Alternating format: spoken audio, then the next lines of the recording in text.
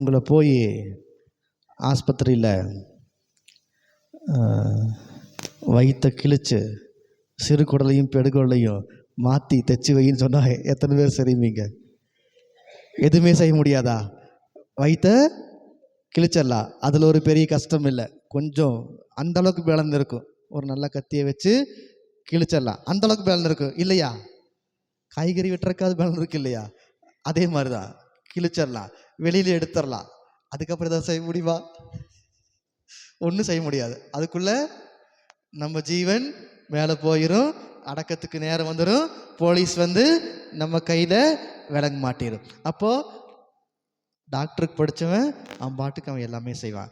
நம்ம செஞ்சோம்னா என்ன ஆகும்? இன்னைக்கு போஸ்ட்மார்ட்டம் முடியும் போது அடுத்த நாள் பால் ஊற்றிடுவாங்க, அவ்வளோதான். அப்போ கடவுளால் எல்லாம் கூடும். மனிதனால கூடாதது கடவுளால் கூடும். ஒரு சிலது தான் செய்ய முடியும், எல்லாத்தையும் செய்ய முடியாது. 5 மணி நேரம் பிரசங்க வைங்கன்னு சொன்னா எத்தனை பேர் வைப்பீங்க? 5 நிமிஷம் வைக்க சொன்னாவே வைக்க மாட்டோம். 5 மணி நேரம் வைக்க சொன்னா அதே இடத்துல மயக்கம் போட்டு விழுந்துருவீங்க. அப்புறம் நான் 108க்கு கால் பண்ணி வர சொல்லணும். நம்மளால முடியாது. எஸ்டேட்டில் போய் காலையிலேருந்து சாயங்காலம் வரைக்கும் வேலை செய்யின்னு சொன்னால் ஏதோ மதியானம் வரைக்கும் தப்பித்தவரி செஞ்சிருவேன். அதுக்கப்புறம் முடியாது, கஷ்டம். ஏன்னா அது பழக்கம் இல்லை. ஓரளவுக்கு செய்யலாம். அப்போ மனிதர்களால் முடியாது, கடவுளால் எல்லாம் கூடும். அவரால் முடியாதது ஒன்றும் இல்லை. Praise the lord, praise the Lord. ரொம்ப கஷ்டப்பட்டு செய்யக்கூடியது எதுவும் இல்லை. எல்லாமே ரொம்ப ரொம்ப சுலபமானது. தொடக்க நூல் 18:14 இறை வார்த்தை.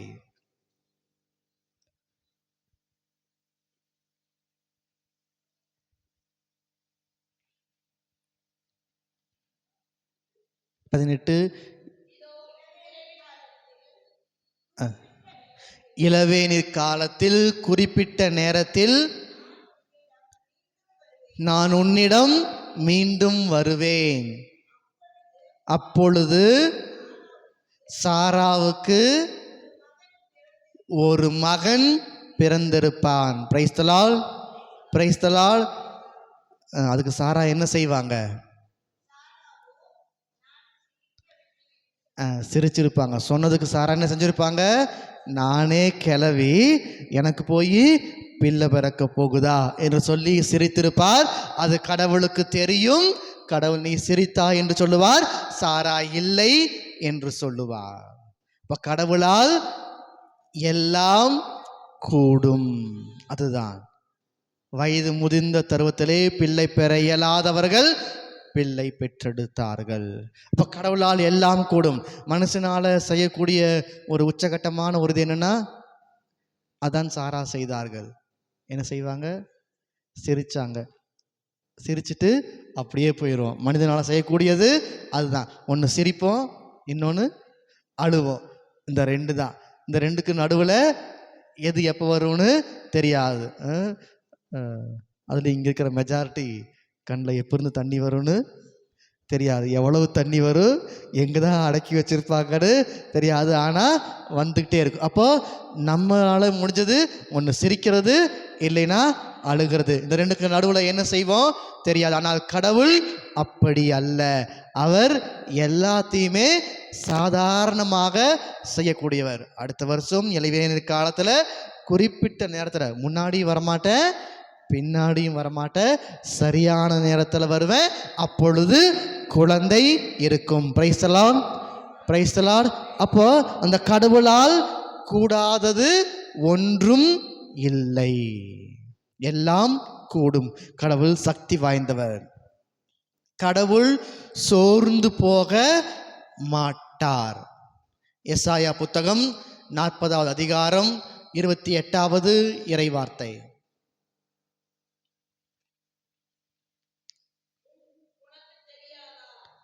உனக்கு தெரியாதா? முதல்ல உனக்கு என்ன தெரியாது? அது நீ கேட்டது இல்லையா?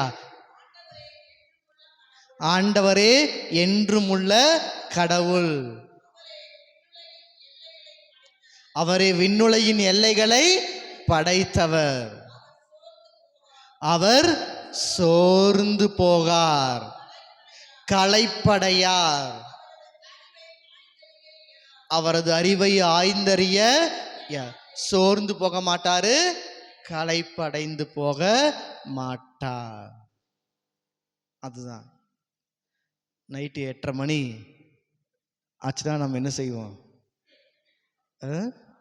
எப்படா எதையாவது 2 உள்ள போட்டுட்டு நல்ல பெரிய 2 கம்பளி எடுத்து குழுதுக்கு எதமா கப்பல் இழுத்து போட்டு தூங்கிடலாம். அவர் சோர்ந்து போக மாட்டார், களைப்படைய மாட்டார். ஆனா நம்ம எப்போ சோர்ந்து போவோன்னு நமக்கே தெரியாது. பரவாயில்ல, கொஞ்சம் நேரத்தை செஞ்சு முடிச்சிடலாம் அப்படின்ட்டு செய்யும் பொழுது 5வது நிமிஷம் அப்பாடா அப்படின்னு அப்படியே இடுப்பு பிடிச்சிட்டு அப்படியே உட்காந்துக்குவோம். வேற வழியே இல்லை. ஆனால் அவர் சோர்ந்து போக மாட்டார். கடவுள் சக்தி வாய்ந்தவர். நம்ம எவ்வளவு நேரம் வேலை செய்ய முடியும் தொடர்ச்சியா? ஒரு மாசம், ஒரு நாளே கஷ்டம். 8 மணி நேரம் பரவாயில்ல, அதுக்கப்புறம் ஒரு எக்ஸ்ட்ரா ஓவர் டைம் இல்லையா, ஒரு மணி நேரம் 2 மணி நேரம் செஞ்சே ஆகணும், கட்டாயத்துக்கு செய்வோம். கொழுந்து நல்லா வந்துருச்சு விட்டா 2 நாளில் போயிடணுன்னு செய்வாங்க. 6 மணிக்கு முடிக்க வேண்டியதை 7 மணிக்கு முடிப்பாங்க. அரை மணி நேரம் 1 மணி நேரம் எக்ஸ்ட்ரா வாங்கினாங்க. அப்புறம் டீ குடிச்ச உடனே நிற்காத வெட்டு வேகமாக போக சொல்லுவாங்க. ஏன்னா விட்டா அது போயிடும். அந்த அன்னைக்கு எப்படி இருக்கும் நமக்கு வீட்டுக்கு வரும்போது? அப்பாடா எப்படா யாராவது சாப்பாடு செஞ்சு வச்சிருந்தாங்கடா சாப்பிட்டு படுத்துக்கலான்னு தோணும் இல்லையா? அதுதான். அப்போ ஒரு 8 மணி நேரம் அவ்வளோதான், அதுக்கு மேல நம்மால முடியாது. ஆனால் கடவுள் சோர்ந்து போக மாட்டார், களைப்படைய மாட்டார். Price the Lord. அதைத்தான் நீங்கள் உனக்கு தெரியாதா, நீ கேட்டதில்லையா? அதுதான் முதல்ல சொல்றாரு. உனக்கு தெரியாதா, நீ கேட்டதில்லையா? கடவுள் சோர்ந்து போக மாட்டார், களைப்படைய மாட்டார். அவர் நமக்கு பலனை கொடுக்கிறார். அதுக்கப்புறமும் வேலை செய்ய சொன்னா நம்ம கொஞ்ச நேரம் வேலை செய்வோம். 7 மணிக்கு அப்புறம் முடிஞ்சா வேலை செய்ய வேண்டியது வந்தால் நேரத்திலேயே வந்து 1 மணி நேரம் முன்னாடியே வர சொன்னாலும் போய் செஞ்சுதான் ஆக வேண்டும். ஆனால் கொஞ்சம் கஷ்டப்பட்டாவது செய்வோம். ஆனால் கடவுள் கஷ்டப்படாம அடங்காம எல்லாத்தையும் செய்து முடித்து விடுவார். அடுத்தது, கடவுள் தன்மையை மீற மாட்டார். கடவுள் தன்மையை மீற மாட்டார்னா எப்படி?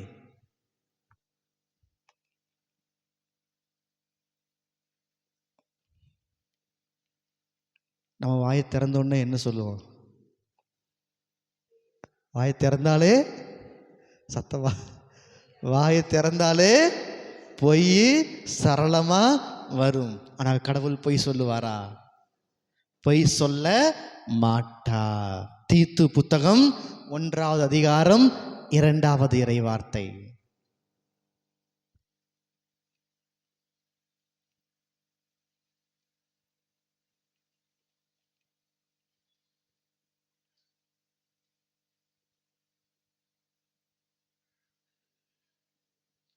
தீத்து புத்தகம் 1வது அதிகாரம் 2வது இறைவார்த்தை.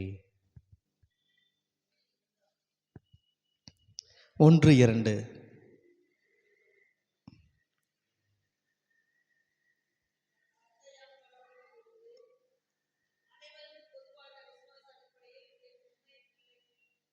தீத்து 1:2.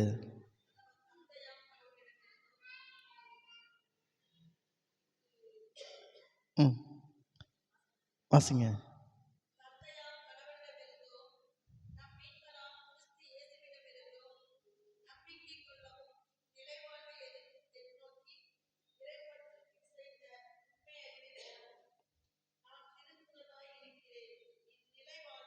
இந்நிலை வாழ்வை பொய் கூறாத கடவுள் காலங்கள் தொடங்கும் முன்னே வாக்களித்தார். 3வது இறைவார்த்தையா? இந்நிலை வாழ்வை பொய் கூறாத கடவுள் காலங்கள் தொடங்கும் முன்னே வாக்களித்தார். இந்த நிலை வாழ்வை கொடுத்தவர் பொய் சொல்லாத கடவுள். நிலைவாழ்வு எல்லாருக்கும் உண்டு. அது சந்தோஷமான நிலைவாழ்வா துக்கமான நிலைவாழ்வாங்கிறது நாம் நிர்ணயிப்பது.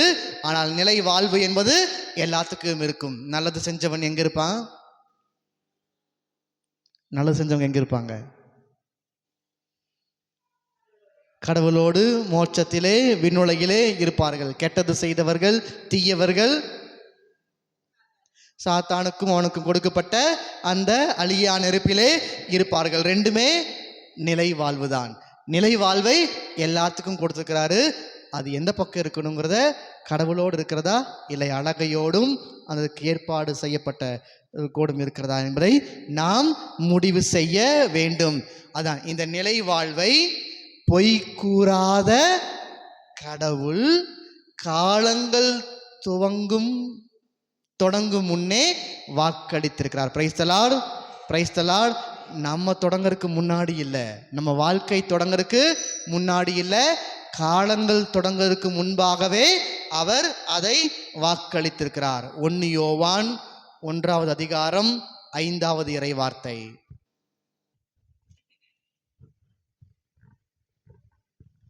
1 யோவான் 1:5.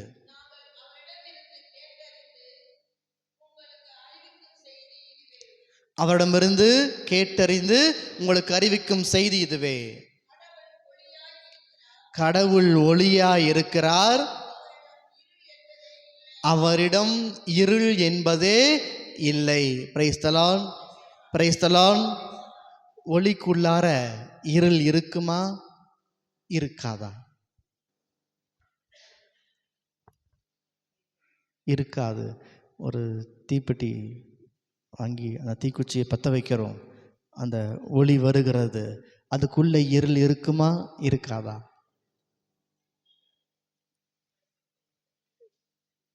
கொஞ்சமாவது இருக்கும். அந்த ஒளி அணைகிற பொழுதாவது இருள் வரும். அந்த இருள் என்பது வெளிப்படையாக தெரியாது, ஒருவேளை இருக்கும். ஆனால் கடவுளிடம் அப்படி இல்லை. அந்த கடவுள் ஒளியாய் இருக்கிறார், அந்த ஒளிக்குள்ளார இருள் என்பதே கிடையாது. அதுதான் கடவுளுடைய சக்தியாக இருக்கிறது. நம்ம மனசுக்குள்ள இருள் எவ்வளவு இருக்கிறது?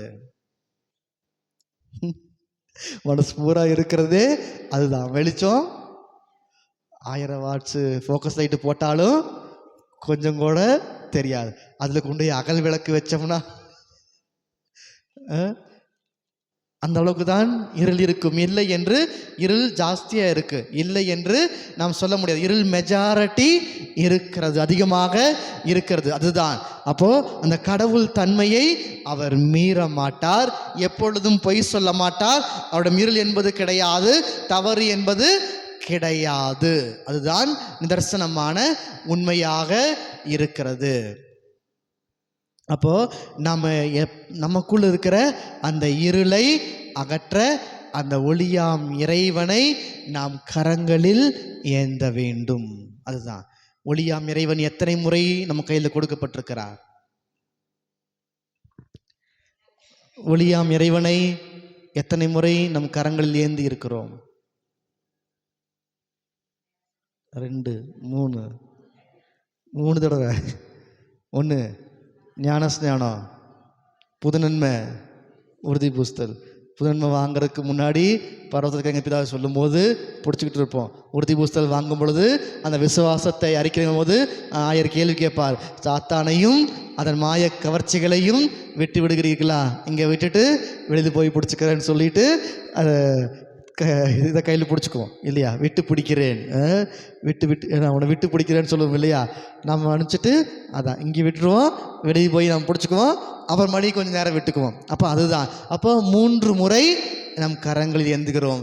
4வதா ஒரு தடவை நம்ம கையில் இல்லாமல் வேற எங்கே வைப்பாங்க? அது வருஷம் பிடிக்கிறது. அது வருஷத்துக்கு ஒரு தடவை அது செத்ததுக்கு அப்புறமா நம்ம தலைமேட்டில் பாஸ்கா திரி வச்சுருப்பாங்க. எல்லா ஃபேனையும் ஆஃப் பண்ணு அப்படின்னு சொல்லிட்டு சாமியார் மந்திக்கு வரும்போது, இருங்க சாமி பற்ற வச்சுக்கிறோம், இல்லைன்னா சாமி சொல்லுவோம் முதல்ல பற்ற வை, ஃபேனை ஆஃப் பண்ணு அப்படின்னு சாமியார் சொல்லுவார். சரி போகிற காலத்துக்கு கடைசியிலையாவது தலைமேட்டில் வச்சாவது தூக்கிட்டு போதான்னு பார்க்கலாம் அப்படின்னு சொல்லி தலைமேட்டில் வச்சுருப்பாங்க. அப்புறம்